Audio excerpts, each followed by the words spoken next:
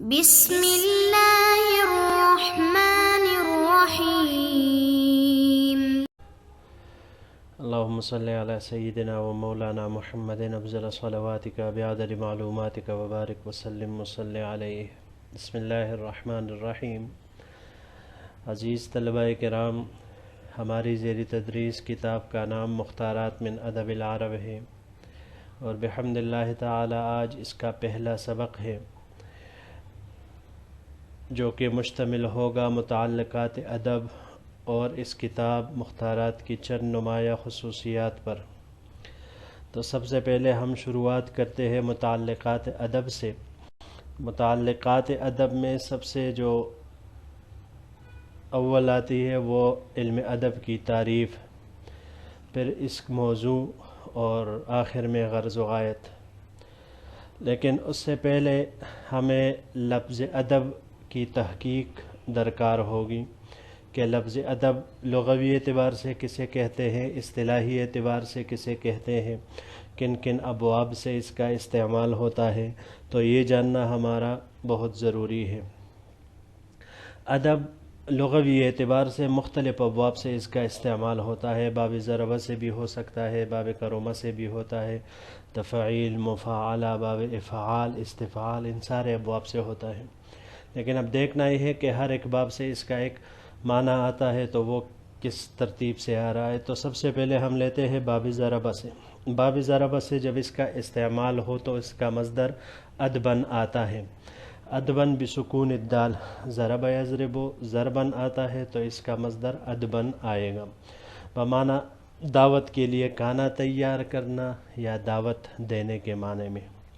اور اسی سے جو اسم فاعل کا صیغہ استعمال ہوتا ہے آدبن، یہی استعمال ہوتا ہے باب افعال سے بھی۔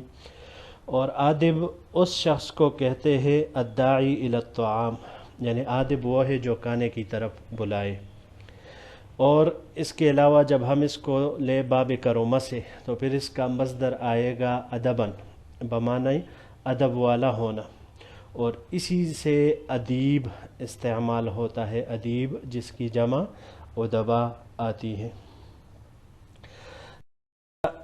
پھر یہ استعمال ہوتا ہے باب تفعیل سے بھی۔ تو باب تفعیل سے جب ہم لے ادب یؤدب تأدیباً، تأدیباً اس کا مصدر آئے گا، بمعنی علم سکھانا، ادب سکھانا، ان معنی میں اس کا استعمال ہوتا ہے۔ اور اس کے علاوہ باب استفعال اور باب تفاعل سے، تو باب استفعال سے جب ہم لے استعداباً مصدر آئے گا، اور باب تفاعل سے تأدباً مصدر آئے گا، بمعنی ادب سیکھنے اور ادب والا ہونے کے معنی میں۔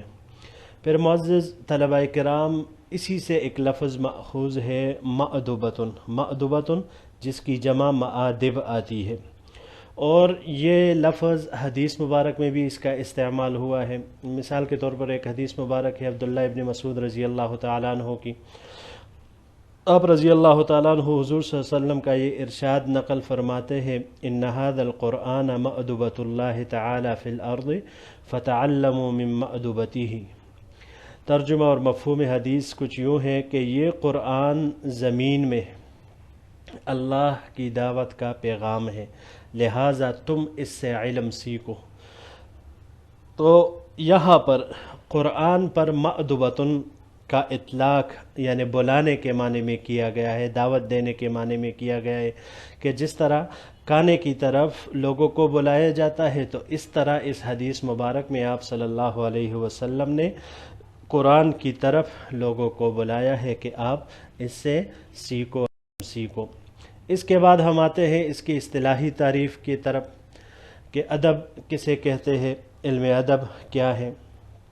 تو مختلف حضرات نے مختلف اوقات میں مختلف کتابوں میں اس کی مختلف کئی طرح کی تعریفات لکھی ہیں، لیکن جو سب سے بہترین اور سب سے اس کے زیادہ قریب اور مناسب ہے وہ یہی سید شریف جرجانی رحمہ اللہ کی ہے۔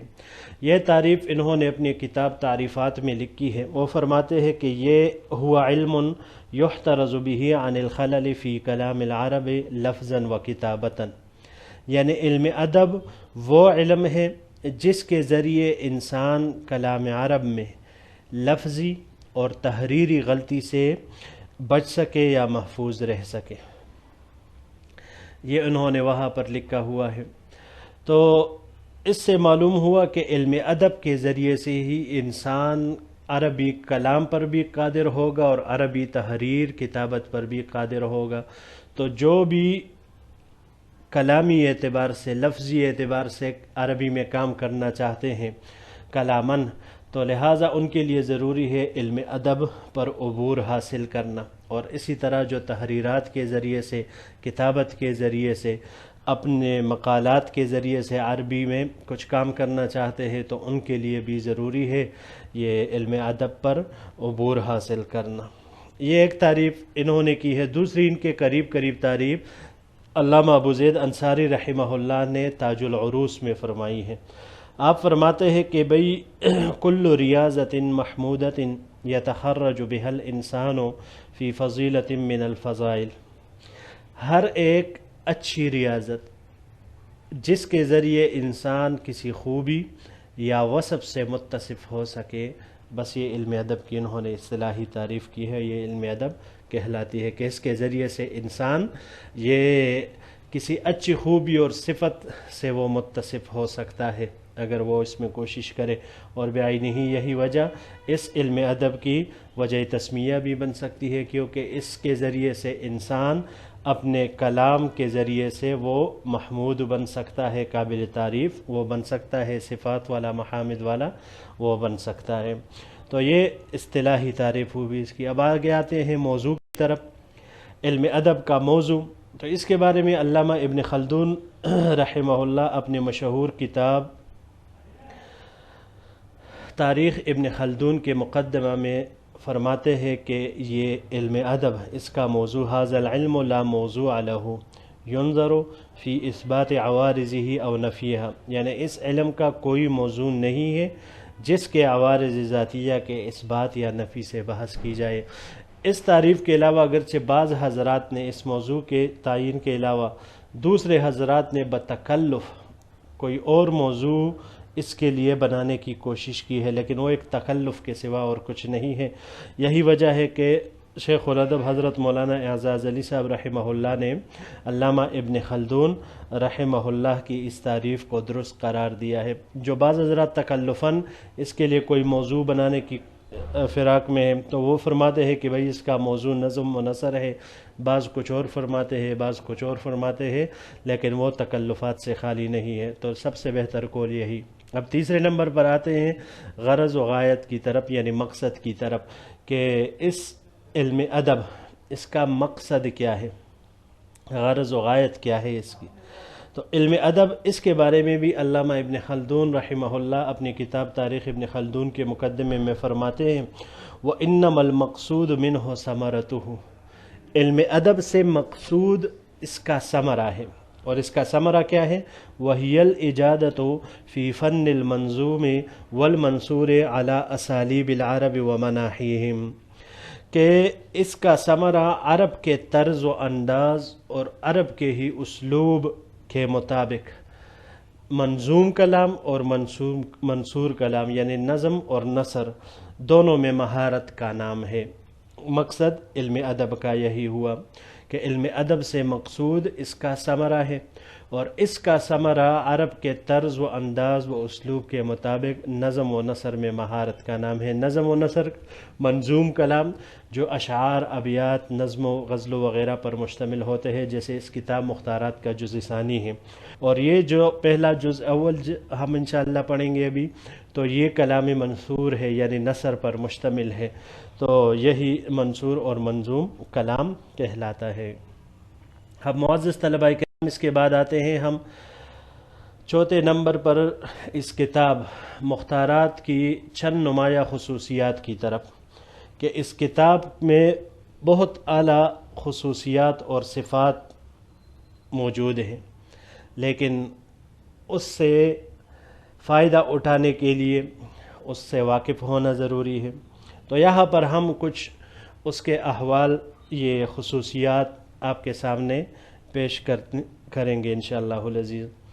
تو سب سے پہلے تو یہ بات ذہن نشین رہے کہ ہر کتاب یہ مرتب اس کا ایک بیان دیتی ہے، اس کا پتہ دیتی ہے کہ بھائی اس کتاب کے مرتب کرنے والے، اس کے لکھنے والے، اس کے مصنف، اس کی طبیعت کیسی ہے، اس کا ذوق کیسا ہے، تو اس کے بارے میں یہ پتہ دیتی ہے۔ تو یہ کتاب اپنے مرتب کے بارے میں ان کے ذوق اور فطرت سلیمہ کا پتہ دیتی ہے ہمیں۔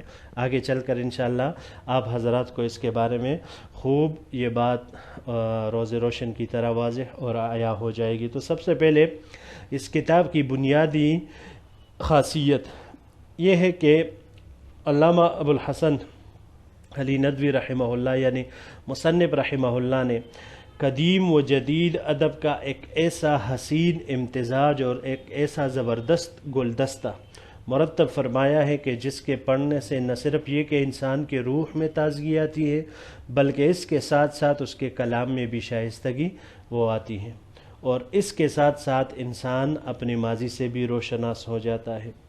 یعنی ایسا زبردست ایک گلدستہ انہوں نے مختلف مضامین سے، قرآن، حدیث اور تاریخ سے وہ مرتب کر کے ہمارے سامنے پیش کیا ہے کہ جس کو پڑھنے سے یقینی طور پر انسان اپنی روح میں بھی بشاشت پائے گا، کلام میں بھی اس کی شائستگی آئے گی اور اپنے ماضی سے بھی یہ واقف ہوتا چلا جائے گا۔ پھر اس کے بارے میں، اس کتاب کے بارے میں مصنف رحمہ اللہ نے اس کتاب کی شروعات قرآن کریم سے کی ہے۔ عباد الرحمن اس سے شروعات فرمائی ہے۔ قرآن کریم کے بالکل جو بلیغانہ، مرقع و مرصع عبارات کتاب اللہ کی جو ہے، اور سب سے اعلیٰ جو بالکل بلاغت کے اعلیٰ منازل کے ہیں، تو وہ مصنف رحمہ اللہ نے ان کا ادب میں انتخاب کیا ہے اس کتاب میں۔ اس کے علاوہ اس کتاب میں حضور صلی اللہ علیہ وسلم کا بچپن سے پھر لے کر مکہ مکرمہ سے مدینہ منورہ تک ہجرت، صحابہ کرام سے آپ صلی اللہ علیہ وسلم کے معاملات، ان سے محبت، صحابہ کرام کا حضور صلی اللہ علیہ وسلم سے عشق و عقیدت، اسلام پر نازک وقت میں جو حالات آئے ان کے کچھ واقعات حضرت مصنف رحمہ اللہ ہمیں جا بجا پیش کرتے ہوئے وہ نظر آئیں گے۔ اچھا، تیسری خاصیت اس کتاب کی یہ ہے کہ اس کتاب کے پڑھنے سے نہ صرف یہ کہ انسان اس کے عربی گرامر میں بھی بہتری آتی ہے، بلکہ دوسرا یہ کہ اس کے ادبی ذوق کی چاشنی کے لیے بھی مفید ہے یہ کتاب، کہ اس سے پہلا جو فائدہ اس کو حاصل ہوگا تو یہ کہ اس کے عربی گرامر میں جو بنیاد ہے بالکل علم کی بھی اور علم ادب اور عربی کے سیکھنے کی، تو اس کے لیے جو بنیادی چیز گرامر ہے تو اس پر اس کو عبور حاصل ہو جائے گا، اس میں بہتری آئے گی، اور دوسرے نمبر پر اس کے ادبی ذوق اس میں بھی اضافہ ہوگا۔ پھر اس کے علاوہ چوتھی خاصیت یہ ہے کہ اس کتاب کا ہر مضمون کسی نہ کسی درجے میں ہمیں کوئی نہ کوئی سبق دیتا ہوا نظر آتا ہے۔ ہر مضمون ایک سبق پر مشتمل ہے، لیکن اس سبق کو ہم لینے والے بن جائے یہ اب ہمارے اوپر منحصر ہے۔ مثال کے طور پر میں اجمالی طور پر خلاصہ آپ حضرات کے سامنے پیش کر رہا ہوں کہ کس انداز سے حضرت مصنف رحمہ اللہ ہمیں مختلف چیزوں سے وہ روشناس کرنے کی کوشش کر رہے ہیں، مختلف چیزوں کی طرف ہمیں دعوت دیتے ہوئے نظر آتے ہیں۔ تو کہیں پر مصنف رحمہ اللہ ہمیں اپنے مضمون کے ذریعے سے اتحاد کی دعوت دیتے ہوئے نظر آتے ہیں، تو کہیں پر مصنف رحمہ اللہ ہمیں دور لے جا کر تاریخ کے دریچوں کو وا کر کے اس سے خوشہ چینی کرتے ہوئے نظر آتے ہیں، کہیں پر اخلاق حسنہ کی دعوت دیتے ہوئے نظر آتے ہیں، تو کہیں پر مصنف رحمہ اللہ ایک ماں اور بیٹے کے درمیان کے تعلقات کی منظر کشی کرتا ہوا نظر آتا ہے۔ اس کے علاوہ مصنف رحمہ اللہ کہیں پر عوام کو ایک سبق دیتے ہوئے نظر آتے ہیں، تو کہیں پر ارباب اقتدار و ارباب دولت ان کے دروازوں کو کٹکھٹاتے ہوئے نظر آتے ہیں، کہیں پر مصنف رحمہ اللہ اگر ہمیں ظالم اور مظلوم کا تقابل کرتے ہوئے دکھائی دیتے ہیں تو ساتھ ہی دوسری طرف مصنف رحمہ اللہ وہ استقامت کو بھی سمجھاتے ہیں کہ استقامت بھی اختیار کرنا ضروری ہے۔ اگر ایک طرف مصنف رحمہ اللہ جذبہ جہاد کو ابھارتے ہیں تو دوسری طرف مصنف رحمہ اللہ وہ تصوف کے بارے میں بھی لوگوں کو سمجھاتے ہوئے نظر آتے ہیں۔ اگر ایک طرف معاشرے میں انصاف کی دعوت دیتے ہوئے نظر آتے ہیں کہ معاشرے کے لیے انصاف کتنا ضروری اور لازمی ہے، تو اس کے ساتھ ساتھ اس کے مقابل میں مصنف رحمہ اللہ معاشرے میں جب ظلم اور ناانصافی ہو تو اس کے نتیجے میں کیا کیا نقصانات وہ رونما ہوتے ہیں، اس کا تذکرہ بھی کرتے ہوئے نظر آتے ہیں۔ تو بہرحال یہ ایک خلاصہ کے طور پر میں نے آپ حضرات کے سامنے یہ پیش کیا۔ انشاءاللہ العزیز جو ہم پھر کتاب آگے پڑھتے جائیں گے آپ کو بخوبی اندازہ ہوتا چلا جائے گا کہ حضرت مصنف رحمہ اللہ نے کتنے ذوق اور شوق اور محبت کے ساتھ ان واقعات، ان مضامین کا انتخاب کر کے ایک بہترین تیار گلدستہ اور ایک حسین امتزاج ہمارے سامنے پیش کیا ہے۔ اللہ تعالی ہم سب کو اس سے سبق حاصل کرنے والا بنائے۔ یہی پر انشاءاللہ العزیز آج کا یہ پہلا درس ختم ہوتا ہے۔ زندگی رہی تو اگلے درس میں آپ حضرات کے ساتھ ملاقات ہوگی۔ السلام علیکم ورحمۃ اللہ وبرکاتہ۔